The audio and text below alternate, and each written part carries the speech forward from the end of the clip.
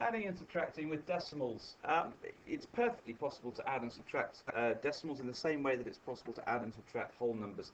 And if you want to write it down, you write it down in very much the same way as you would write down some whole numbers that you wanted to add, and we'll talk about that in a second. First of all, what are decimals? Decimals is the short name we give to decimal fractions. So it's another way, like ordinary or vulgar fractions, is the real name. It's another way of writing down numbers that aren't whole numbers. So, for example, 0.7 is a decimal, so is 0.13, and so is 4.76. I'm not going to talk any more about that right now, except to say that that's what decimals are and what they look like. If you want to know more, then read up elsewhere, I would suggest, because this is about adding and subtracting with decimals. Some decimals are fairly straightforward.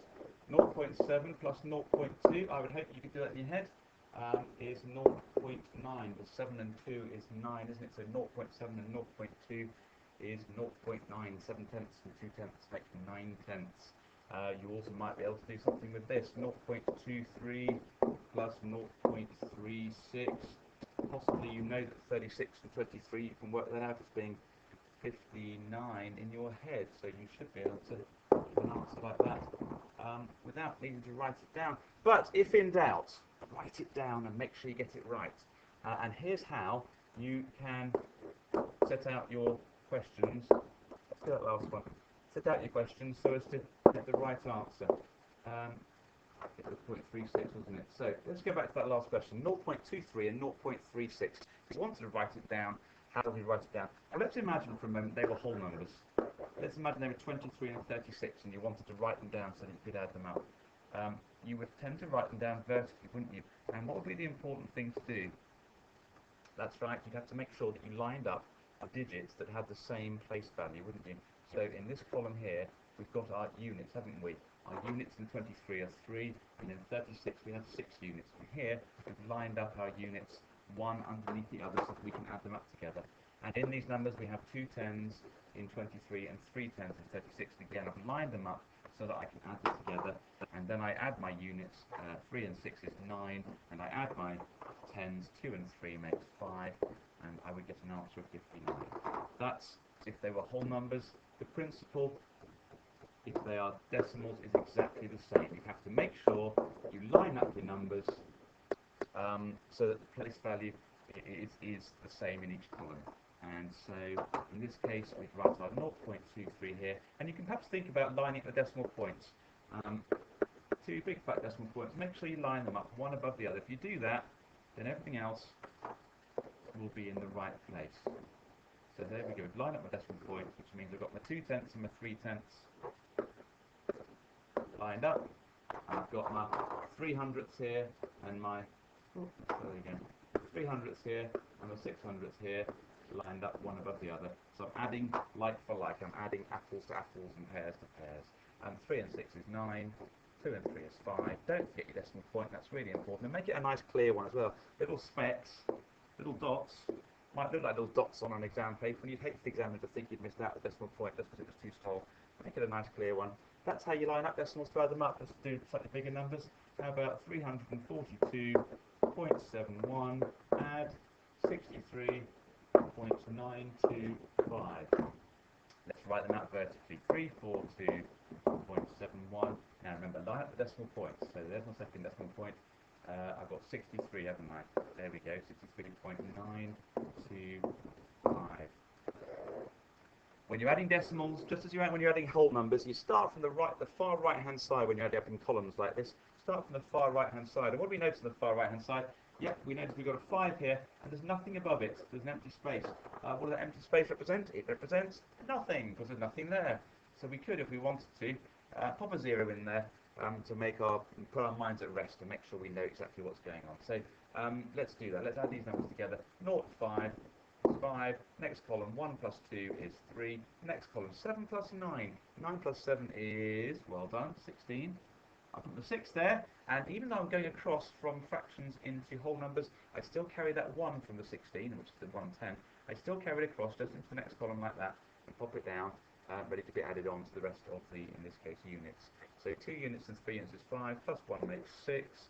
Next column, the 10s, 4 and 6 is 10s, put the 0 there. carry the 1 across from the 10, and the 3 and the 1 underneath makes 4, and our total is 406.635. Does our answer make sense? Let's look at the original numbers. This is what, about 340, and this is what, about 60. 340 and 60 would be 400, so our answer should be a little bit more than 400. Oh, look, it is. I think I've probably got this right. I certainly have lined up the decimal points correctly, and as a result, I'm fairly confident that I've added up all my columns correctly. I've taken my borrowings across, I've taken my carries over into my next columns in each case here and here. I think we're looking good. That's how you add decimal fractions. How about if you have to add a whole number and a decimal? Well, it's just the same thing, really. Just make sure, it's the big thing, just make sure that you line up the numbers correctly. The only difference here is that there's no decimal point to line up in 372, so here we'll line up the units. I've got 2 units in 372. How many units are there in 19.09? Well, here's the units column. It's my 9 units there, isn't it? So I'll make sure that that 9 goes underneath the 2 of the units, which means the 1 and the 10 will go there. The decimal point goes here, 0.09. And I'm adding this all together. 372 plus 19.09. Well, again, I've got empty spaces on my first line, haven't I? And if it makes me feel better, if it makes you feel better, you can just pop a couple of zeros in there to remind yourself that there's nothing there, so you don't freak out.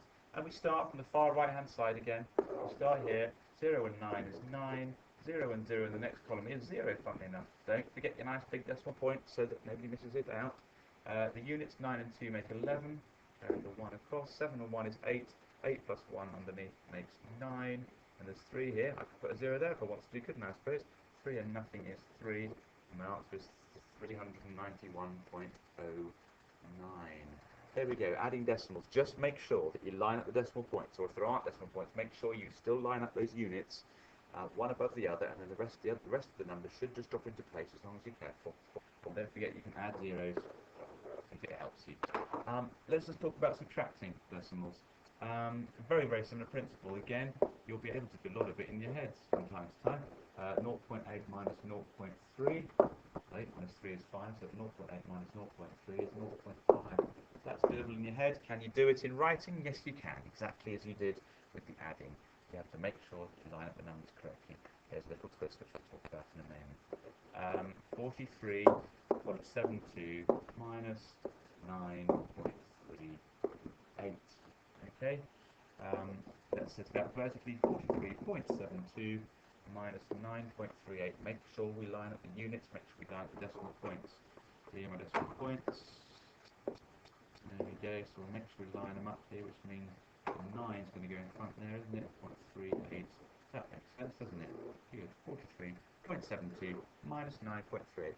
Start from the right-hand side again. Always start from the far right. 2 minus 8. Well, unless you're into negative numbers, you can't do 2 minus 8, can you? And certainly here it's not convenient for us to do 2 minus 8. So we go about dealing with that in the usual way.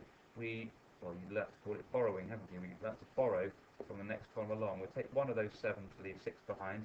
We put it in the next column in front of the 2 to make 12. Don't know why they call it borrowing. You don't give it back, do you? It should be called stealing, really. So anyway, there we go. We've taken one of these 7, left 6 behind. We put that one in front of the 2 on the next column to make 12. And we've got 12 minus 8, which is 4. And the next column, 6 now, minus 3 is 3. Don't forget your nice big decimal points. 3 minus 9, we're going to steal again, aren't we? Steal one from the next column. 13 minus 9 is 4. 3 minus, well, there's nothing there, is there? 3 minus nothing is 3, and our answer is 34.34. Again, if you could subtract with whole numbers before this, then as long as you can line up the numbers correctly and get everything lined up with decimal points, all your units lined up correctly, then the rest is a piece of cake. Just one little thing to watch out for, though, when you divide, when you're subtracting. This situation here, where your second number has more decimal places than the first one. Let's write it out again. Nice big fat decimal points, we can't go wrong. 17.39, there we go, get the decimal points lined up, which means everything else is lined up. Okay, now then, again, what do you notice in the top number? It has fewer decimal places, 1 fewer specifically. Let's put a 0 in there. That's particularly valuable when we're subtracting. Put in that 0 there. This will help you out here, because you'll look at that now and say 0 minus 9. When you don't put the 0 in there, a lot of people make a mistake. They look at this column on the right, they see a nothing and they see a 9. They think, well, 9 take away nothing is 9, and they carry on. They make a pig's ear of the whole question simply because they thought this question, this far right column, was 9 take away nothing. It's not, is it? It's actually, oops, drop it out, excuse me, dun-dun-dun. Right properly. There we go. It's actually 0 take away 9. And when you say it out loud, you realise that you're going to have to borrow again, aren't you? And we'll borrow from the next column. We'll borrow one of those two to leave one behind. We'll pop it there to make 10. 10 minus 9 now is 1, and we're in business, aren't we? 1 take away 3 in the next column, in the 10th column. Can't do it, so again we'll have to steal. Take one of those 3 to leave 2 behind. Take that one and put it in front there to make 11. 11 take away 3. That's right. Is it 8? Put your decimal points in nice and clear. 2 take away 7. We've got to steal again, haven't we? 12 take away 7 is 5. 3 take away 1. The 10th column is 2. And there's our answer, 25.81. So again, subtracting with decimals, very straightforward, just like subtracting with whole numbers. Make sure you line up the numbers correctly. Line up the decimal points, line up the units, line up the tens, any tenths and hundredths, line them up. And if your top number has fewer decimal places than the one below it, then do make sure you pop a 0 in there to remind yourself that it's 0 take away 9 in this question, not 9 take away 0. That's probably the most common mistake when you're subtracting with decimals. Do those things and really you should be fine. We'll do one more quick one with a whole number take away a decimal, just to practice again that technique we just did now. 23 minus 6.82. Here it is, 23 minus 6.82. As you can see, I've lined up my units correctly. Look, there they are. And for that reason, I notice that I've got too many decimal places on the bottom and not enough on the top, so I'm going to add in a couple of zeros to make my life easier, to make things clearer. Not easier, just clearer. We start on the far right-hand side, as always. 0 minus 2, can't do it. So I have to borrow. Can I borrow from the next column? No, I can't, because there's nothing there either. So I'm going to have to borrow from here, aren't I? Borrow one of those 3 leaves me with 2. And that one that I've borrowed cannot jump across to the last column. It has to go across. Oops. Has to go. The one I borrowed has to go to the next column along, the 10th in this case. But now I've got 10 there. I can borrow one of those 10, leaving 9, and I can put that in the hundredths column. And now I'm in business. 10 minus 2 in the hundredths column is 8. 9 minus 8 in the 10th column is 1. 2 minus 6 can't do. Let's steal again. 12 minus 6 is 6. 1 minus, there is a 1 minus 0 is 1. There's my answer, 16.18. Makes sense. Good luck with that.